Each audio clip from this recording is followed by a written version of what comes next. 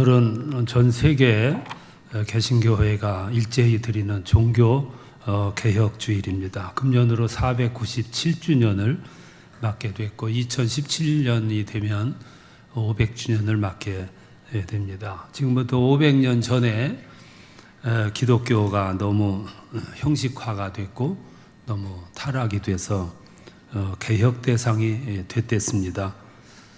종교가 오래되고 신앙을 오래 갖게 되면 형식화 될 수밖에 없습니다. 특별히 노력을 하지 않으면 신앙은 고정화되고 형식화되고 이론화될 수밖에 없는 게 되죠. 그때서부터는 제도를 소중히 여기고 전통을 소중히 여기게 됩니다. 그러니까 신앙의 알맹이는 내용은 쏙 빠져버리고 껍데기만 남게 되는 거죠. 신앙생활에서 가장 암적인 현상이 바로 그런 모습입니다. 그러면 신앙의 알맹이가 다 빠지고 껍데기만 남은 형식적인 종교는 어떤 모습일까? 근데 그 모습을 오늘 성경에서 아주 자세하게 설명을 하고 있습니다.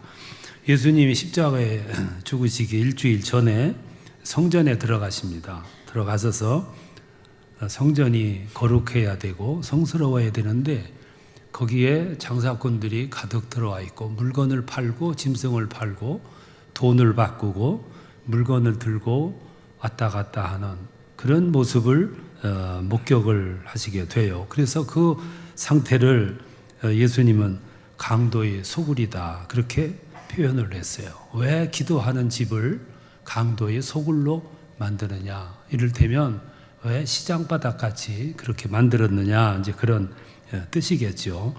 그건 누구를 향한 책망이었냐면은 그 당시 제사장들에게 책망한 내용입니다.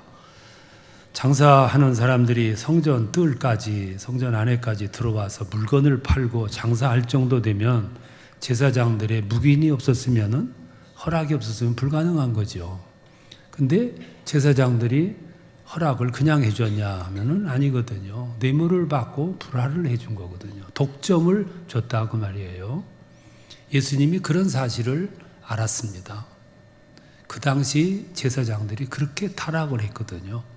그 당시 종교의 모습이에요. 그래서 예수님 거기서 뒤집어 엎고 내쫓고 그리고 책망을 하셨다 그랬어요. 그리고 나서 그들이 밖으로 나옵니다. 오늘 20절에 보면 무화과 나무가 말라 죽어 있는 것을 발견을 해요. 어제 예수님 일행이 가다가 길가에 무화과 나무가 있었는데 열매가 없는 것을 보시고 예수님이 저주를 해요. 그랬더니 오늘 말라 죽은 겁니다. 그 제자들이 주님 저 나무가 어제 저주하셨는데 말라 죽었습니다. 그러니까 예수님이 두 가지를 말씀을 하세요. 하나는 22절에 보면 그들에게 대답하여 이르시되 하나님을 믿으라. 믿음을 말씀하고 또 24절에 보면 무엇이든지 구하는 것은 받은 줄로 알라. 기도를 강조하시는 거예요. 어떻게 보면은 이 두 가지 말씀은 여기와 동떨어진 얘기 같은데 그렇게 말씀하시는 이유가 있습니다. 여기 무화과 나무는 무슨 나무냐면은 이스라엘을 상징하는 국가의 나무입니다. 근데 그 나무가 열매가 없습니다. 그래서 예수님으로부터 저주를 받았습니다. 말라 죽었어요. 쉽게 말하면 심판받은 거죠. 그 이야기는 무엇을 상징하느냐면은 이 나라가, 이 백성들이, 이 제사장들이, 이 종교가 회개하지 아니하면 이렇게 심판을 받으리라.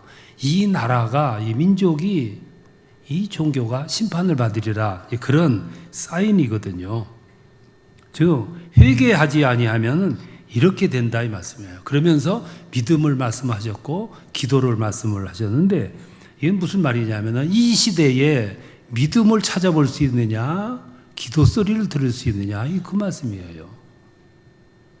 이 시대가 얼마나 타락을 했냐면은 믿는 자를 볼 수가 없고 눈물을 흘리며 회개하며 기도하는 사람을 볼 수가 없다.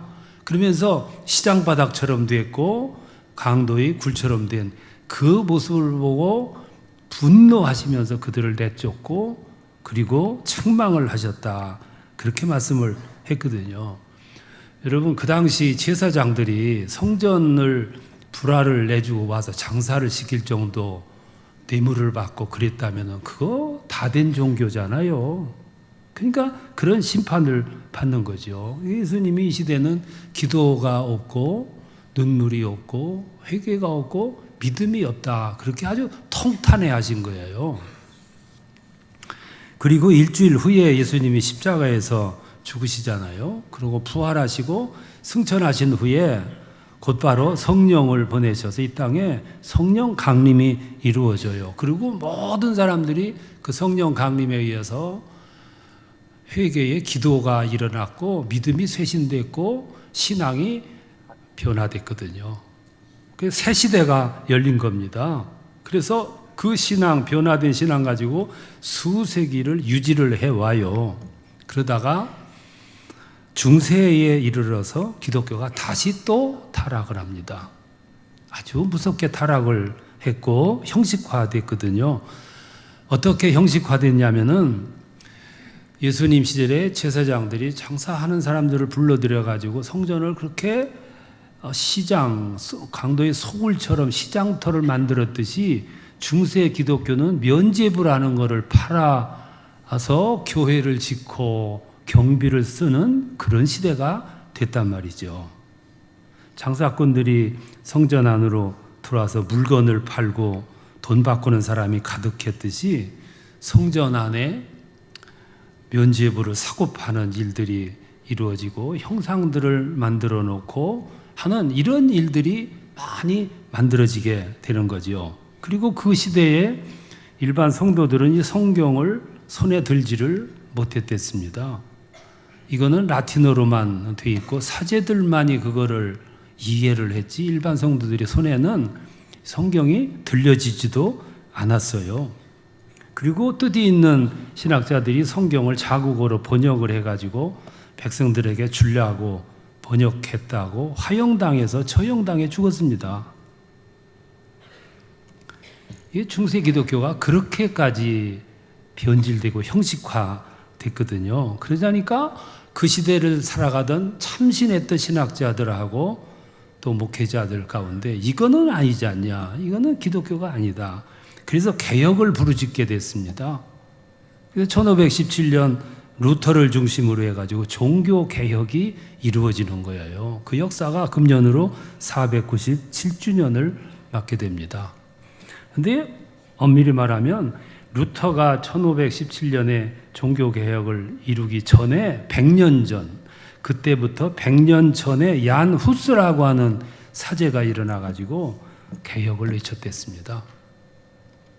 체코의 프라하 광장에 가보면 600년 전에 세워놓은 얀 후스의 동상이 거기 서 있습니다. 그는 프라하 대학의 총장까지 역임을 했어요.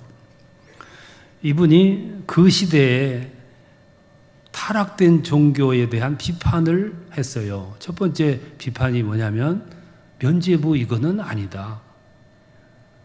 이게 하나님이 죄를 사하는 거지 면죄부가 사하는 거 아니지 않냐. 면죄부를 파는 교황은 가룟 유다와 같다고 아주 독설을 뿜었어요. 그러니 여러분 온전했겠습니까? 그래서 파문을 당하고 그가 지었던 책들은 다 불태워짐을 받게 됩니다. 그가 썼던 책 내용 가운데 교황의 무오설과 고해성사 거부, 그리고 신부의 독신 거부, 그리고 면죄부 거부, 이걸 써서 발표를 했기 때문에 다 불태워버린 거죠. 그리고 그가 말했어요. 이 세상에 오직 불변의 권위는 성서밖에 없다. 이것이 오직 권위이다. 성서가 교황의 권위보다 우위에 있다. 뭐 당연한 얘기인데 그 시대는 그만큼 교황권이 강했던 거죠. 그리고 이 후스라고 하는 사람이 성경을 라틴어에서 자국어로 번역을 해요. 번역을 해서 백성들에게 나눠줍니다. 읽으라고. 믿음은 읽고 들어서 나는 건데 읽지 못하고 듣지 못하면 무슨 믿음이 주어지냐. 믿고 여기에 기준이 된 의지를 가지고 행하면서 살아라. 그리고 이 성찬을 할 때 그때 당시는 일반 성도들에게는 떡만 주었지 잔을 안 줬어요. 그러니까 호수가 떡을 주고 잔을 주면서 성도들에게 돌렸단 말이에요. 그러니 무사할 수가 있습니까? 그래서 1414년 12월 6일 날 후스라온 사람이 도미니카 감옥에 갇히게 돼요. 악명 높은 감옥이죠. 그리고 다음해 7월 6일 날 콘스탄틴 공의회에서 이단으로 결정을 하고 열흘 후에 16일 날 화형당해서 죽습니다. 그게 그 당시 종교의 모습이었어요. 그는 화형장으로 끌려가면서 마지막으로 이런 말을 했어요. 너희는 거위 한 마리를 불태워 죽이려고 이렇게 난리를 치지만 100년이 못 돼서 백조가 나타날 것이라고. 이 말은 나를 죽인다고 종교 개혁의 열망은 식어지지 않을 거다. 또 나올 거다. 그런데 꼭 100년 후에 독일에서 루터가 탄생한 거예요. 루터가 출현을 해요. 그래서 후대 사람들은 얀 후스를 거위라고 불렀고 루터를 백조라고 불렀어요. 오묘하잖아요. 지금도 체코 프라하 광장에 가보시면 거기 대형 시계탑이 있습니다. 600년 전에 세워졌어요. 얀 후스가 사형당했을 때. 날마다 정오가 되면 28초 동안 그 시계탑 안에 있는 수십 개의 그 종에서 아주 찬란한 종소리가 울려요. 그리고 종소리가 울리면서 12사도의 해골이 나왔다 들어갔다 나왔다 들어갔다. 한번 가시건 보셔요.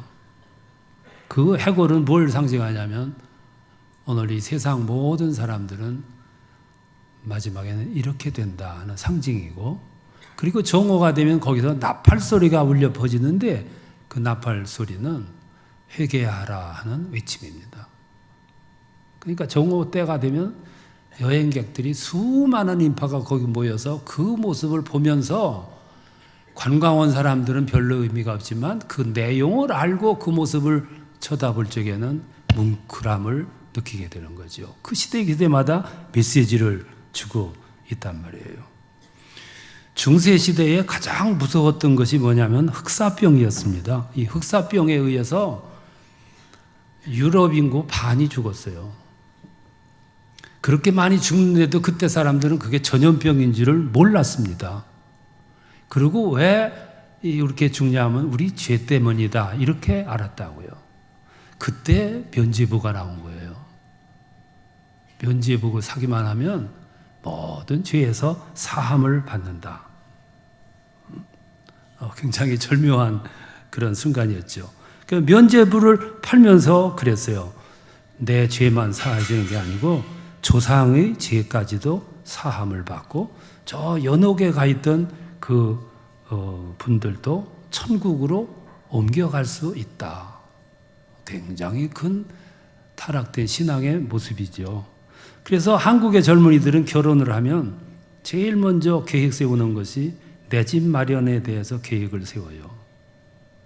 그래서 무섭게 저축을 하고 해서 내 집 마련하는데 그 당시 유럽의 젊은이들은 돈을 열심히 모으는 목적이 있었어요. 그게 면죄부를 사기 위해서요. 그 시대 그게 대이슈였어요. 그래서 종교개혁이 일어나게 된 거지요. 그 개혁으로 말미암아 이 기독교가 둘로 나눠지잖아요. 구교와 신교로. 가톨릭하고 개신교하고. 구교는 교황을 중심으로 가톨릭을 형성했고 또 신교는 개혁자들을 중심으로 해서 오늘의 개신교가 탄생을 하게 됩니다. 그래서 이 구교와 신교가 신학이 너무 달라요. 우선 성경이 다르고요. 그리고 제도가 다르고 신학이 달라요. 그러니까 이게 합해지기가 어려운, 신학이 달라지면 합해지기가 어려운 거예요. 대체적으로 7가지가 다른데 그 중에 하나가 뭐냐면 계시가 달라요.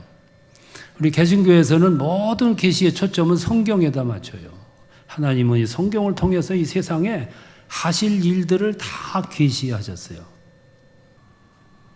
이미 예수님은 죄를 사함 주시기 위해서 십자가에서 죽으셨고 또 제물 되셨는데, 뿐만 아니라 주님이 제물 돼서 죽으실 때 성전의 휘장이 쫙 갈라지면서 길이 트였는데 그 길이 구원의 길이거든요. 누구든지 그때 주님을 향해서 회개의 기도, 간구의 기도할 때 그 기도가 응답받는 것으로 우리에게 성경을 말씀하는데, 이제는 더 이상 우리에게 제사장이 필요 없다는 거죠. 그러니까 이런 일들을 놓고 얀 후스라고 하는 사제하고 루터라고 하는 사제가 이거는 아니지 않냐, 이거는. 그래서 종교개혁이 일어나게 된 거지요. 그러면 종교개혁의 주역이었던 마틴 루터는 누구냐 하면은 얀 후스라고 하는 사제가 1415년 7월 6일 날 화형당해서 처형을 당해요. 처형당하러 가면서 말하기를 이제 100년이 지나지 못해서 백조가 나타날 거다.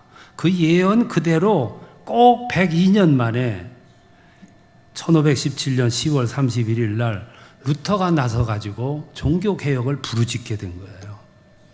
루터라고 하는 사람이 신부가 되게 된 동기가 있습니다. 1505년 7월 2일 날 그 부모들이 살고 있는 광산촌에 가요. 친구하고.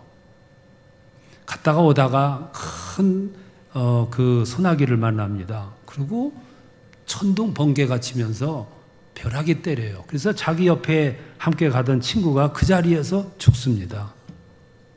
그러니까 그 순간에 너무 놀란 이 루터가 기도를 해요. 성 안나여 나를 살려주면 수도사가 되겠습니다. 성 안나는 누구냐면 광산촌의 수호신 이름이 성 안나예요. 그 아버지가 광부였기 때문에. 그 약속을 지키기 위해서 이 루터라고 하는 사람이 가장 엄격하기로 이름이 있었던 아우스티누스 파의 수도원에 들어가요. 그때부터 수도 생활을 합니다. 날마다 금식하고 날마다 기도하고 성결한 생활을 하고, 그리고 거기서 인정을 받아요. 근데 사람들로부터 인정을 받고 내 스스로 깨끗이 살기 위해서 금식도 하고 기도를 많이 하는데도 불구하고 구원의 확신이 안 생기는 거예요. 내면의 변화가 안 일어나는 거죠. 이런 방법 가지고는 구원을 받을 수 없다 생각한 루터는 거기서 해이를 느끼기 시작해요. 그때 밖에서 가장 이슈됐던 것이 면죄부입니다. 그러니까 1517년 10월 31일이에요. 그래서 10월달 마지막 주일이 종교개혁주일이에요. 그때 뭐 100여 개 가까운 조항들을 다 뽑아가지고 대자보를 붙이잖아요. 그러면서 그가 외친 것이 세 가지예요. 오직 성경으로 돌아가자. 오직 은혜를 사모하자. 오직 믿음을 가지자. 이 세 가지를 지면서 종교개혁을 이루는데, 그때 교황 레오 10세가 그에게 파문장을 보내요. 그리고 이단자로 낙인을 찍습니다. 본격적으로 종교개혁이 시작이 된 거죠. 그런데 그 종교개혁이 이루어진 지 꼭 지금 500년이 돼요. 2017년도 보면 500주년이 됩니다. 그럼 500년이 지난 오늘 중세 기독교가 타락했다고 종교개혁을 이루었는데, 그러면 500년이 지난 오늘 그러면 이 개신교는 어떤 상태냐 하면 지금 이 시대에 개신교가 개혁의 대상이 되어버린 거예요. 오늘 기독교가 개혁의 대상이 되어버렸어요. 그래서 교회에서 온갖 부작용들이 일어나고 틀리지 말아야 할 말들이 틀려지고, 그래서 뜻이 있는 분들이 자꾸만 교회 문을 나서고 교회 관심 갖고 있던 분들이 관심을 접는 이런 현상이 이루어졌단 말이에요. 오늘 기독교가 경제가 풍성해지다가 보니까 여러분 나타나지 말아야 할 인간적인 모습들이 얼마나 많이 나타나는지 몰라요. 돈이 많으니까 돈에 대해서 얼마나 여러분 부작용이 이루어져요. 이게 풍부해지고 한국 기독교가 이제 130년이 돼가니까 전통이 커지고 역사가 커지고 그러다가 보니까 말씀이 약화가 되고 기도 소리가 없어지고 눈에서 눈물이 없어지고 눈물이 없어지니까 회개의 생활이 없어지고 말았단 말이에요. 여러분, 교회가 역사가 오래되면은 전통을 중시합니다. 전통을 중시하다 보면은 교회가 본연의 내용을 잃어버리게 돼요. 역사를 자랑하고 전통을 자랑하다 보면 내면 알맹이가 쏙 빠져버리고 껍데기만 남는 거예요. 그 껍데기만 남은 모습이 예수님이 지적하신 오늘 본문의 말씀이에요. 그래서 한국 기독교가 지금 껍데기만 남아가고 있잖아요. 교회마다 가보면 인간의 소리는 큰데 하나님의 말씀은 없고, 편가름은 있는데 전도는 없고, 큰 소리는 나는데 기도 소리는 없어지고, 어느 교회는 역사가 100년이 훨씬 넘었는데 저 성가대가 부흥을 해가지고 자리가 부족해서 의자 하나를 놓는 걸 가지고 당회를 3년 했대. 그 담임 목사가 거기다가 의자 하나 더 놓는 걸 당에다가 붙인 것도 잘못이고, 그리고 갔다가 놓으면 될 일을 그걸 가지고 3년씩이나. 왜 그러냐면은 역사가 오래되니까 전통을 따지다 보니까 그런 경우가 오는 거죠. 교회에서 그거 문제를 가지고 3년 동안 싸우는 동안 밖은 막 문드러지는 거예요. 문드러지고. 교회 할 일은 중단돼 버리고. 그러니까 예수님이 성전에 들어가셔서 이렇게 보실 때 창사꾼들이 거기까지 들어와 있고, 어떻게 창사꾼들이 성전 안에 들어올 수 있냐? 제사장들이 허락을 했고, 허락은 그냥 했냐? 뇌물 받아서 했고, 그것을 아시는 주님 속에서 피가 끓는 거예요. 피가.